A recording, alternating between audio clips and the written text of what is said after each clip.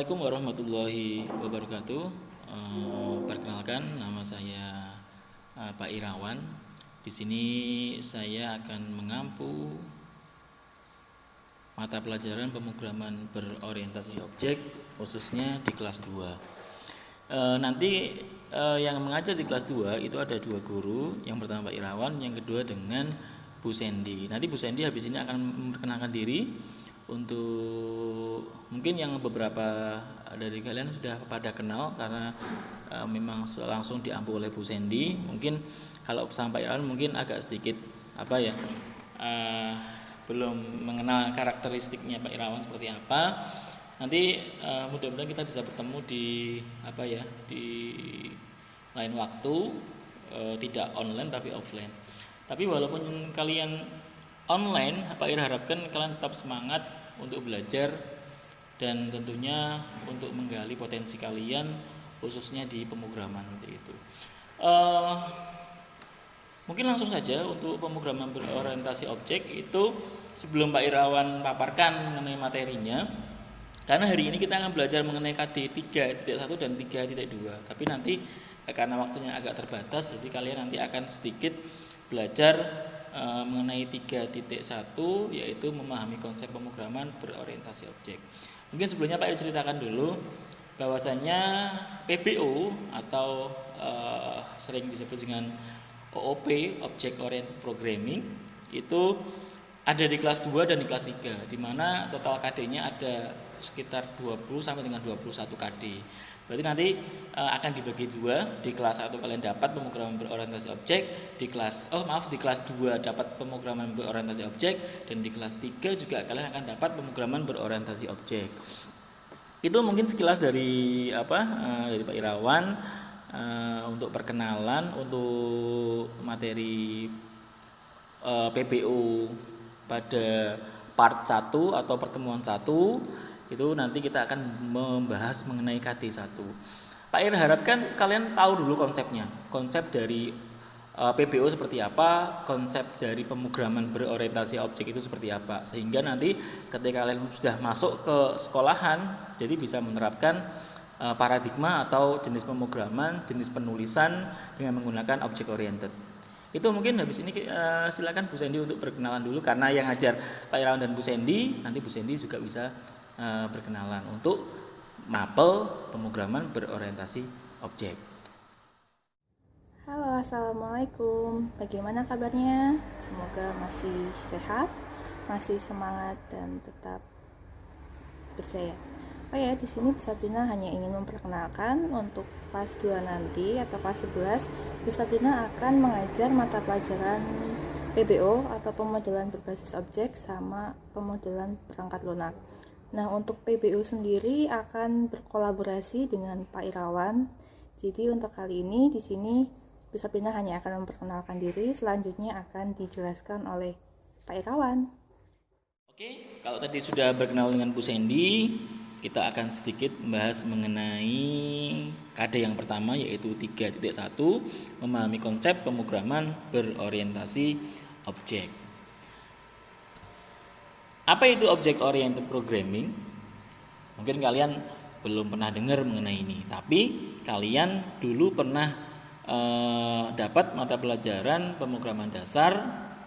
Itu salah satu stylist atau gaya penulisan program juga, ya kan? Tapi kalau dulu lebih ke gaya penulisan program secara prosedural, bukan menggunakan object oriented atau berbasis OOP.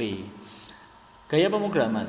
Jadi OOP itu merupakan salah satu gaya penulisan pemrograman atau paradigma pemrograman. Jadi kalian itu ngodingnya pakainya prosedural atau OOP gitu. Bedanya apa? Nanti Pak Ir akan jelaskan bedanya apa. Tapi sebelum Pak Ir jelaskan, Pak Ir ingin memahamkan kalian dulu aja mengenai konsep object oriented. Pak Ir coba analogikan sedikit. Jadi ini analogi atau perumpamaan. Kalian tahu mobil atau manusia atau hewan gitu. Pak Ir contohkan mobil. Mobil kita implementasikan mobil ke OOP gitu, atau ke object oriented. Mobil itu kan suatu interface atau suatu bentuk yang bisa kita bayangkan, benar nggak? Bentuknya ada pintunya, ada kapnya, ada bannya, ada mesinnya, ada bodinya gitu kan. Nah, kalau kita mau memahami konsep OOP, kita bayangkan mobil. Karena di OOP itu nanti harus pada struktur konsep penulisannya harus mempunyai kelas, mempunyai objek, mempunyai properti, dan harus mempunyai metode. Nah, sekarang Pak Ir paparkan mengenai konsepnya. Bentuk sebuah mobil atau interface, ya kan? Interface sebuah mobil itu sama kita bayangkan sebagai kelas. Oke? Paham? Mobil itu berarti kelas. Manusia itu kelas. Hewan itu kelas. Contohnya, ini Pak Ir analogikan. Tadi kita kembali ke mobil. Mobil itu kelasnya. Tadi kan objek oriented itu kan harus ada kelas, harus ada objek, harus ada properti, harus ada metodenya, ya kan? Mobil itu sebuah kelas, di mana mobil itu tersusun dari berbagai jenis objek, benar nggak? Jadi mobil itu tersusun dari beberapa jenis bagian-bagian. Bagian-bagian di sini kita akan ibaratkan objeknya. Contoh, mobil itu punya ban, mobil itu punya jendela, mobil itu punya pintu, mobil itu punya kap, mobil itu punya mesin.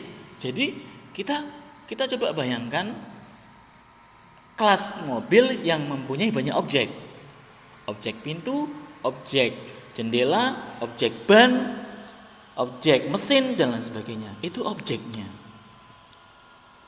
Jadi mobil itu tersusun dari beberapa objek yang saling terhubung.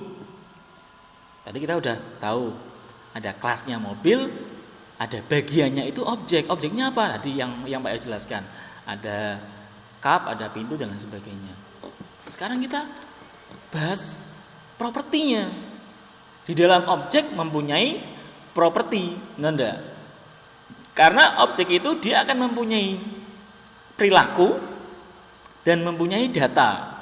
Di dalam objek ada properti. Pak Ir analogikan. Pak Ir ngambil satu contoh objek pintu. Propertinya apa, Pak? Kalau mobil objeknya pintu itu, kelasnya mobil, objeknya pintu. Propertinya apa? Catnya, bahannya, kemudian apa ya, pembuka pintunya, kemudian apalagi ukuran pintunya, itu properti namanya. Jadi kita udah sedikit tahu nih ya, ada kelasnya mobil, objeknya pintu, propertinya tadi cat pintunya, ukuran pintunya, kemudian apalagi tadi yang tadi ya, yang Pak sebutkan di awal itu. Kemudian penulisan objek oriented itu harus mempunyai metode atau perilaku. Pintu itu mempunyai perilaku, bisa dibuka tutup, bisa digeser-geser dan lain sebagainya. Itu metode. Berarti penulisan objek oriented itu lebih mengimplementasikan suatu bentuk apa ya? Suatu bentuk benda atau interface. Sehingga kalian bisa gini. Sehingga ketika kita membuat aplikasi, kita bisa membayangkan aplikasi itu bisa kita jadikan beberapa bagian yang saling terhubung. Paham ya? Ini Pak Iran konsep dasar dulu, belum sampai ke pemrogramannya.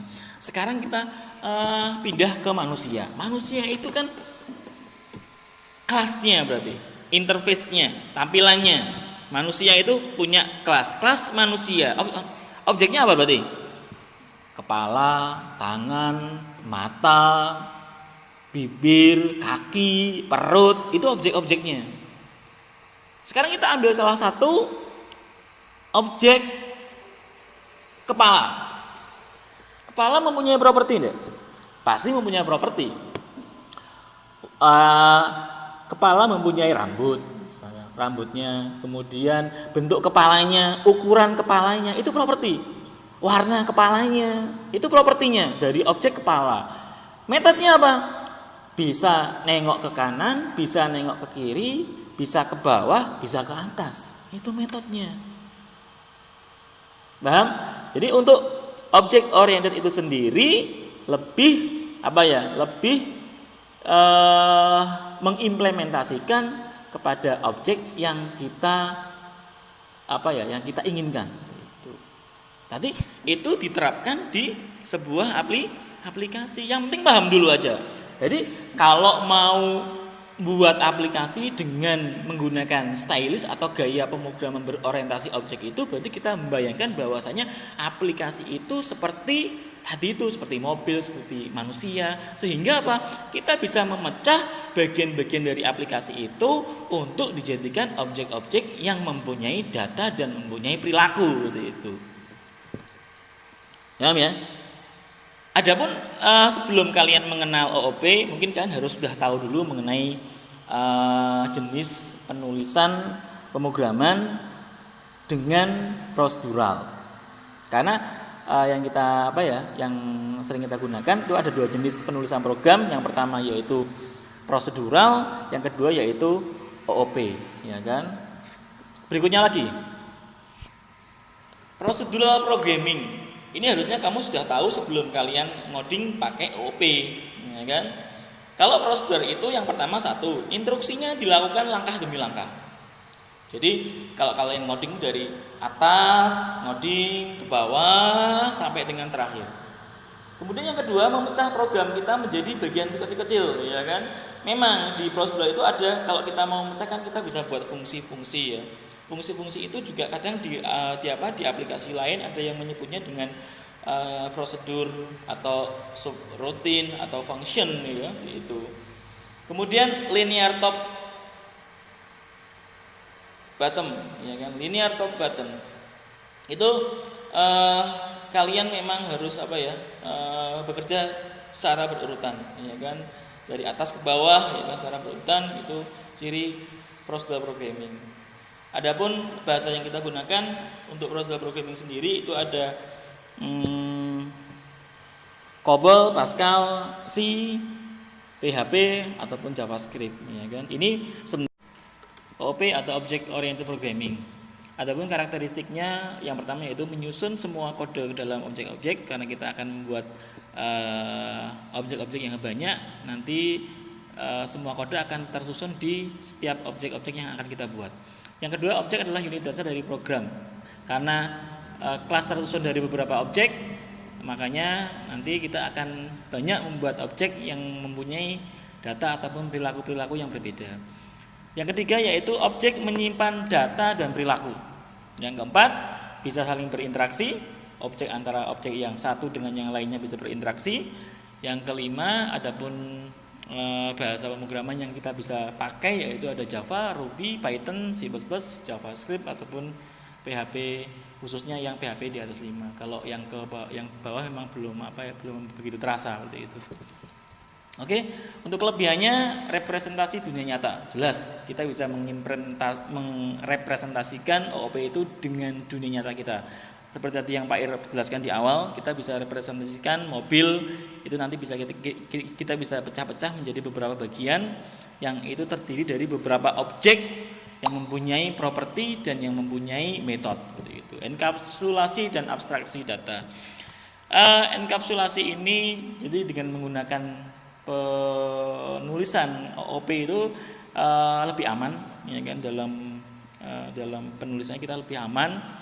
Dalam pengkondisian juga lebih aman, dan untuk abstraksi data sendiri kita bisa menyembunyikan kode-kode program kita yang rumit ke dalam objek-objek yang akan kita buat. Reusability yaitu menggunakan ulang objek yang telah kita buat. Kita bisa menggunakan ulang objek-objek yang kita buat. Yang keempat yaitu dari segi skalabilitas dan ekstabilitas. Untuk pengembangannya ke depan itu untuk penulisan objek oriented itu lebih baik dibandingkan prosedural. Karena kalau objek oriented kan bisa dikerjakan kita secara bersama-sama dan pengolahannya lebih mudah.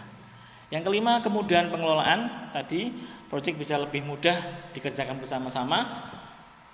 Yang keenam, kolaborasi antara satu programmer dengan programmer yang lainnya untuk pengembangan bisa saling berkolaborasi. Kemudian yang ketujuh, digunakan oleh framework PHP. Jadi banyak framework PHP yang sudah menggunakan konsep object oriented. Next, procedural SOP. Sebenarnya kalau bicara baik dan tidaknya, setiap stylist atau penulisan bahasa pemrograman menggunakan prosedural ataupun OOP sama sebenarnya. Ada kelebihannya dan ada kekurangannya, tergantung kita untuk kedepannya seperti apa. Karena kalau prosedur kan memang file kita kan diletakkan pada satu tempat saja, tapi kalau OOP kan kita bisa beberapa bagian, sehingga untuk pengembangannya lebih bisa efektif dibandingkan dengan prosedural. Jadi intinya mau pakai prosedural juga bagus, mau pakai OOP juga bagus. Prosedural juga jelek, OOP juga jelek, tergantung dari bagaimana kita mengembangkan aplikasi yang kita buat, untuk apa sebenarnya. Itu mungkin untuk prosedural vs OOP. Yang terakhir yaitu yang beberapa yang akan Pak Ir bahas, yaitu konsep OOP tadi Pak Ir sudah jelaskan bahwasanya object oriented mempunyai kelas dan objek, yang kedua mempunyai properti dan method, yang ketiga mempunyai constructor, yang keempat mempunyai object type atau objek tipe, yang kelima enkapsulasi, divisibility, ya kan, mulai dari protected, public, private dan lain sebagainya. Ada setter dan getter yang keenam, dan ada static method. Nanti kita akan pelajari ini ketika kita ketemu lagi, bisa di sekolahan, bisa secara online, tergantung dari situasi saja. Begitu mungkin dari Pak Irawan. Mudah-mudahan kalian bisa memahami. Jadi ketujuh ini yang nanti akan kita pelajari di kelas 2 awal. Ini untuk nanti kalau Advent beda lagi, karena baru konsep dulu. Jadi Pak Irawan akan nanti untuk part kedua atau pertemuan yang kedua, insya Allah Pak Irawan akan contohkan bagaimana cara kita membuat kelas, membuat objek, membuat properti, dan membuat method plus constructor. Itu mungkin dari Pak Irawan. Mudah-mudahan bermanfaat. Tetap belajar di rumah, jangan malas belajar. Mudah-mudahan masa pandemi ini segera berakhir, dan tetap semangat. Jangan lupa gosok gigi sebelum kalian tidur. Untuk tugasnya nanti silakan kalian di komen pada pada YouTube, silakan di komen. Untuk komentarnya yaitu pertama masukkan nama kalian siapa, kemudian kelasnya kelas berapa, kemudian buat satu objek, ya, buat satu objek dan satu kelas. Pak Ir contohkan, ya kan. Yang seperti tadi yang Pak Ir jelaskan, nanti di komentarnya tulis nama, kelasnya, tugas titik 2. Misalkan nih, mobil, kelas mobil, objek pintu. Contoh yang lainnya. Kelas jam dinding, objek jarum jam. Kelas meja, objeknya penyangga kayu depan. Kelas handphone, objeknya layar sentuhnya atau keyboardnya. Itu mungkin dari Pak Irawan. Terima kasih. Untuk lebih baik, mudah-mudahan Pak Ir harapkan kalian tetap semangat walaupun kita online. Dan dari Pak Irawan dan Bu Sandy, mohon maaf kalau ada kesalahan. Tentunya kesempurnaan hanya milik Allah. Kita hanya bisa berupaya untuk untuk memberikan yang terbaik buat kalian semuanya. Mudah-mudahan kalian bisa memahami itu dan tetap semangat. Oh ya, itu penjelasan dari Pak Irawan ya. Semoga kalian bisa memahami penjelasan dari Pak Irawan. Jangan lupa untuk tetap belajar di rumah, tetap mencari referensi sendiri. Kalau misalnya ada pertanyaan bisa ditanyakan lewat Bu Sabrina atau Pak Irawan. Untuk kali ini pertemuannya Bu Sabrina dan Pak Irawan akhiri dulu. Wassalamualaikum warahmatullahi wabarakatuh. Jangan lupa tetap jaga kesehatan, jaga kebersihan, dan stay at home. Dan jangan lupa like, comment, and subscribe. Bye bye.